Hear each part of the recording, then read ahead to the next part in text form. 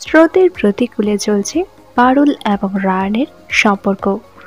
দাদু জোর করে রায়ান এবং রুক্মিণীকে বিয়ে দিয়ে তাদের জীবনটাই নষ্ট করেছেন, সাথে নষ্ট করেছেন পারুলেরও জীবন। কারণ অনেক চেষ্টা করেও রায়ানকে কিছুতেই পথে আনতে পারছে না পারুল। রায়ানের এই বদমেজাজি স্বভাবকে কিছুতেই বাগে আনতে পারছে না পারুল। কিছুদিন আগেই রায়ানকে জেলে যাওয়ার হাত থেকে বাঁচিয়েছিল সে, কিন্তু এখন একেবারেই উল্টো কাজ করছে রায়ান।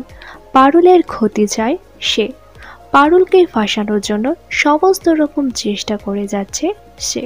এমনকি শেষ পর্যন্ত শিরিনের জন্য পারুলের গায়ে হাত তুলতে পারবে না রায়ানের। পারুলের গলা চেপে ধরেছে সে। গল্পের প্রধান নায়ক নায়িকার মধ্যে এই ধরনের সম্পর্ক মোটেও মানানসই নয়। পারুলের এত চেষ্টাতেও কিছুতেই শোধরাচ্ছে না রায়ান। এই বিষয়ে আপনাদের কি মতামত তা নিচে কমেন্ট করে জানান।